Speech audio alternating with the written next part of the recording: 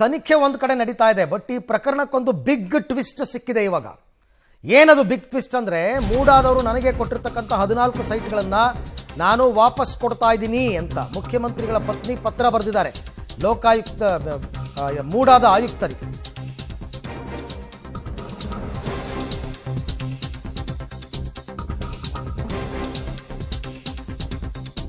MUDA site ವಿವಾದಕ್ಕೆ ಮತ್ತೊಂದು ಅಚ್ಚರಿಯ ದೊಡ್ಡ ಟ್ವಿಸ್ಟ್ ಇದು. ಮೂಡಾ ಸೈಟ್ ನನಗೆ ಬೇಡ, ಮೂಡಾ ಆಯುಕ್ತರಿಗೆ ಸಿಎಂ ಪತ್ನಿ ಪತ್ರ ಬರೆದಿದ್ದಾರೆ. 14 ಸೈಟ್ಗಳನ್ನು ವಾಪಸ್ ಕೊಡುವುದಾಗಿ ಸಿಎಂ ಪತ್ನಿ ಪತ್ರ ಬರೆದಿದ್ದಾರೆ. ಮೈಸೂರಿನ ಕೆಸರೆ ಗ್ರಾಮದಲ್ಲಿ 3 ಎಕರೆ 16 ಗುಂಟೆ ಜಮೀನು ಭೂಸ್ವಾಧೀನ ಏನು ಮಾಡ್ಕೊಂಡಿದ್ರಿ, ಆ ಸರ್ವೆ ನಂಬರ್ 464ರಲ್ಲಿ ಮೂಡಾದವರು ಭೂಸ್ವಾಧೀನ ಮಾಡ್ಕೊಂಡಿದ್ರು. ಇದು ಮುಖ್ಯಮಂತ್ರಿಗಳ ಪತ್ನಿಯ ಜಾಗ. ಇದಕ್ಕೆ ಪರಿಹಾರವಾಗಿ ವಿಜಯನಗರ 3 ಮತ್ತು 4ನೇ ಹಂತದಲ್ಲಿ 14 ಸೈಟನ್ನು ಪಡ್ಕೊಂಡಿದ್ದೆ. ಈ 14 ಸೈಟ್ಗಳನ್ನು ಹಿಂತಿರುಗಿಸ್ತೀನಿ ಅಂತ ಪತ್ರದಲ್ಲಿ ಅವರು ಉಲ್ಲೇಖವನ್ನು ಮಾಡಿದ್ದಾರೆ. ಆಯುಕ್ತರು, ಮೈಸೂರು ನಗರಾಭಿವೃದ್ಧಿ ಪ್ರಾಧಿಕಾರ, ಮೈಸೂರು ಇಂದ ಶ್ರೀಮತಿ ಪಾರ್ವತಿ, ವೈಫ್ ಆಫ್ ಸಿದ್ದರಾಮಯ್ಯ, ಬೆಂಗಳೂರು. ಮೈಸೂರಿನ ಕೆಸರೆ ಗ್ರಾಮದ ಸರ್ವೆ ನಂಬರ್ 464ರಲ್ಲಿ 3 ಎಕರೆ 16 ಗುಂಟೆ ಜಮೀನನ್ನು ಪ್ರಾಧಿಕಾರವು ಭೂ ಸ್ವಾಧೀನವಿಲ್ಲದೆ ಉಪಯೋಗಿಸಿಕೊಂಡಿದ್ದಕ್ಕಾಗಿ ಪರಿಹಾರದ ಬದಲಾಗಿ ವಿಜಯನಗರದ 3ನೇ ಹಾಗೂ 4ನೇ ಹಂತದಲ್ಲಿ ನನಗೆ ಮಂಜೂರು ಮಾಡಲಾದ 14 ನಿವೇಶನಗಳನ್ನು ಹಿಂದಿರುಗಿಸುವ ಕುರಿತು ಈ ಮೇಲ್ಕಂಡ ವಿಷಯಕ್ಕೆ ಸಂಬಂಧಿಸಿದಂತೆ ಮೈಸೂರು ತಾಲೂಕು ಕಸಬಾ ಹೋಬಳಿ ಕೆಸರೆ ಗ್ರಾಮದ ಸರ್ವೆ ನಂಬರ್ 464ರಲ್ಲಿ 3 ಎಕರೆ 16 ಗುಂಟೆ ವಿಸ್ತೀರ್ಣದ ನನ್ನ ಜಮೀನನ್ನು ಪ್ರಾಧಿಕಾರವು ಭೂಸ್ವಾಧೀನವಿಲ್ಲದೆ ಉಪಯೋಗಿಸಿಕೊಂಡಿದ್ದಕ್ಕಾಗಿ ಮೈಸೂರು ನಗರಾಭಿವೃದ್ಧಿ ಪ್ರಾಧಿಕಾರದಿಂದ ಪರಿಹಾರವಾಗಿ ವಿಜಯನಗರ 3 ಮತ್ತು 4ನೇ ಹಂತದಲ್ಲಿ ವಿವಿಧ ಅಳತೆಯ 14 ನಿವೇಶನಗಳನ್ನು ಮಂಜೂರು ಮಾಡಿರುವುದು ನಿಮಗೆ ತಿಳಿದಿದೆ. ಮೈಸೂರು ನಗರಾಭಿವೃದ್ಧಿ ಪ್ರಾಧಿಕಾರದಿಂದ ನನ್ನ ಪರವಾಗಿ ಕಾರ್ಯಗತಗೊಳಿಸಿದ 14 ನಿವೇಶನಗಳ ಕ್ರಯ ಪತ್ರಗಳನ್ನು ರದ್ದುಗೊಳಿಸುವ ಮೂಲಕ ನಾನು ಪರಿಹಾರದ ನಿವೇಶನಗಳನ್ನು ಒಪ್ಪಿಸಲು ಮತ್ತು ಹಿಂದಿರುಗಿಸಲು ಬಯಸುತ್ತೇನೆ. ನಿವೇಶನಗಳ ಸ್ವಾಧೀನವನ್ನು ಸಹ ಮೈಸೂರು ನಗರಾಭಿವೃದ್ಧಿ ಪ್ರಾಧಿಕಾರಕ್ಕೆ ಮರಳಿ ಹಸ್ತಾಂತರಿಸುತ್ತಿದ್ದೇನೆ. ದಯವಿಟ್ಟು ಈ ನಿಟ್ಟಿನಲ್ಲಿ ಆದಷ್ಟು ಬೇಗ ಅಗತ್ಯ ಕ್ರಮಗಳನ್ನು ಕೈಗೊಳ್ಳಿ. ತಮ್ಮ ವಿಶ್ವಾಸಿ ಶ್ರೀಮತಿ ಪಾರ್ವತಿ. ಇದು ಮೂಡಾದ ಆಯುಕ್ತರಿಗೆ ಬರೆದಿರತಕ್ಕಂಥ ಪತ್ರ. ಇಷ್ಟೇ ಅಲ್ಲ, ಇದೇ ಪತ್ರದಲ್ಲಿ ತಮ್ಮ ಈ ನಿರ್ಧಾರ ಯಾಕೆ ಅಂತ ಕೂಡ ಬರೀತಾರೆ ಮುಖ್ಯಮಂತ್ರಿಗಳ ಪತ್ನಿ.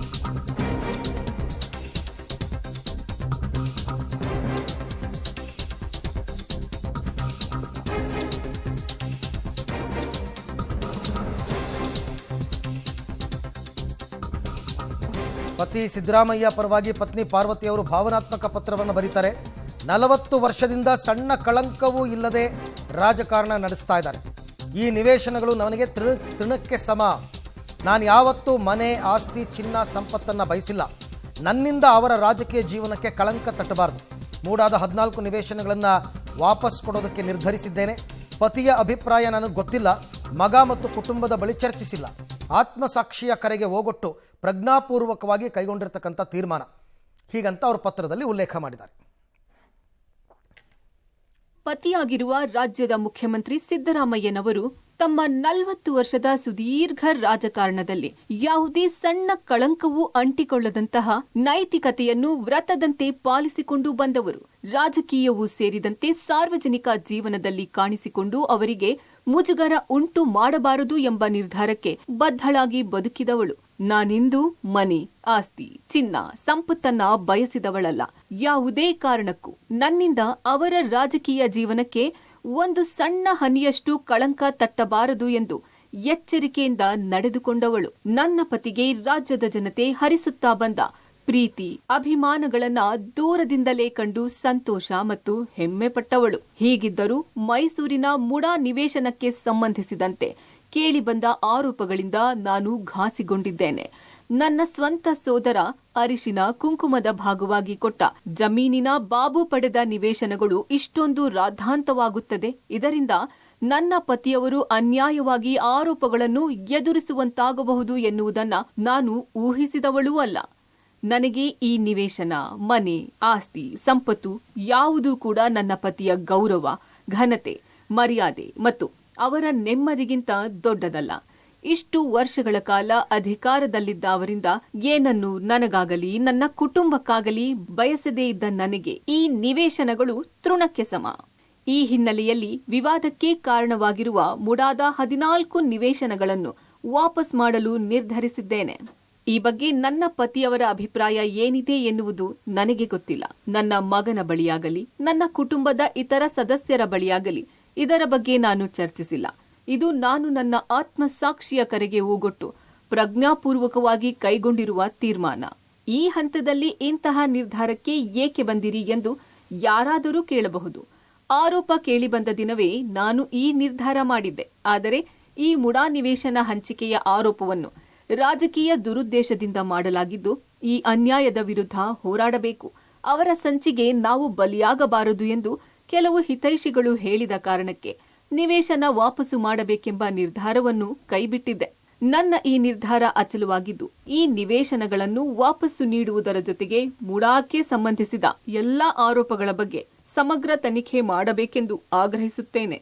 ಕೊನೆಯದಾಗಿ ಎಲ್ಲಾ ರಾಜಕೀಯ ಪಕ್ಷದ ನಾಯಕರು ಮತ್ತು ಮಾಧ್ಯಮ ಕ್ಷೇತ್ರದ ಬಂಧುಗಳಲ್ಲಿ ನನ್ನ ವಿನಮ್ರ ವಿನಂತಿ, ದಯವಿಟ್ಟು ರಾಜಕೀಯ ಕ್ಷೇತ್ರದಿಂದ ದೂರವಿದ್ದು ತಮ್ಮ ಪಾಡಿಗೆ ತಾವಿರುವ ರಾಜಕೀಯ ಕುಟುಂಬದ ಹೆಣ್ಣು ಮಕ್ಕಳನ್ನ ರಾಜಕೀಯ ದ್ವೇಷ ಸಾಧನೆಗಾಗಿ ವಿವಾದದ ಕಣಕ್ಕೆ ಎಳೆದು ತಂದು ಅವರ ಘನತೆ, ಗೌರವಗಳಿಗೆ ಹಾನಿ ಮಾಡಬೇಡಿ. ಶ್ರೀಮತಿ ಪಾರ್ವತಿ ಸಿದ್ದರಾಮಯ್ಯ.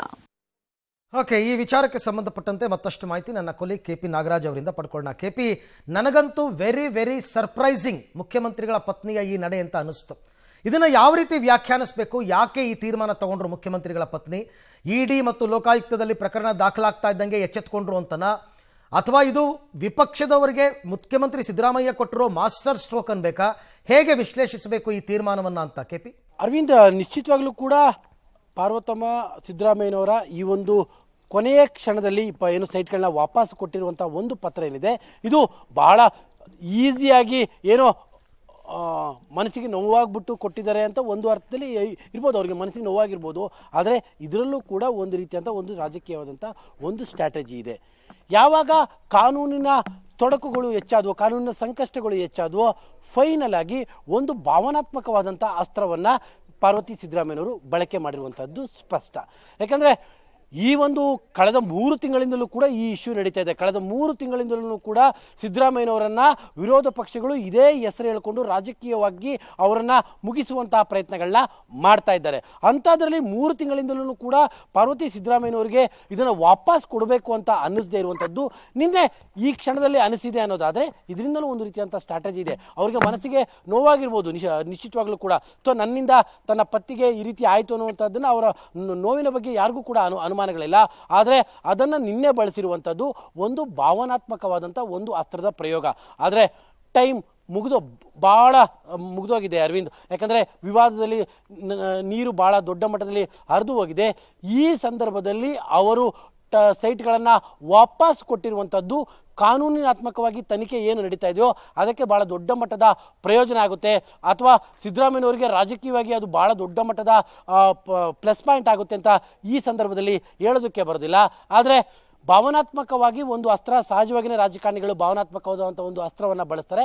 ಅದೇ ರೀತಿಯಾದಂಥ ಒಂದು ಭಾವನಾತ್ಮಕ ಅಸ್ತ್ರದ ರೀತಿಯಲ್ಲೇ ಈ ಪತ್ರ ಕಾಣ್ತಾ ಇದೆ ಹೊರತು ಇದರಿಂದ ಭಾಳ ದೊಡ್ಡ ಮಟ್ಟದ ಪ್ಲಸ್ ಪಾಯಿಂಟ್ ಸಿದ್ದರಾಮಯ್ಯನವರಿಗೆ ಈ ಕೇಸ್ನಲ್ಲಿ ಆಗುವಂಥ ಸಾಧ್ಯತೆಗಳು ತುಂಬ ಕಡಿಮೆ ಇದ್ದಾವೆ. ಆದರೆ 3 ತಿಂಗಳ ಹಿಂದೆ ಏನು ವಿವಾದ ಕೇಳಿ ಬಂತೋ ಅವತ್ತೇ ಏನಾದರೂ ಈ ಸೈಟ್ಗಳನ್ನು ಸರೆಂಡರ್ ಮಾಡಿಬಿಟ್ಟಿದ್ರೆ, ಅವತ್ತೇ ಈ ಥರದ ಒಂದು ನಿರ್ಧಾರಕ್ಕೆ ಪಾರ್ವತಮ್ಮ ಸಿದ್ದರಾಮಯ್ಯನವರು ಬಂದುಬಿಟ್ಟಿದ್ರೆ ಬಹುತೇಕ ಇಷ್ಟೊಂದು ಬೆಳವಣಿಗೆಗಳು ನಡೀತಾ ಇರಲ್ವೇನೋ, ಇಷ್ಟೊಂದು ತನಿಖಾ ವಿಚಾರದಲ್ಲಿ ಫಾಲೋಅಪ್ಗಳು ಆಗ್ತಾ ಇರಲ್ವೇನೋ.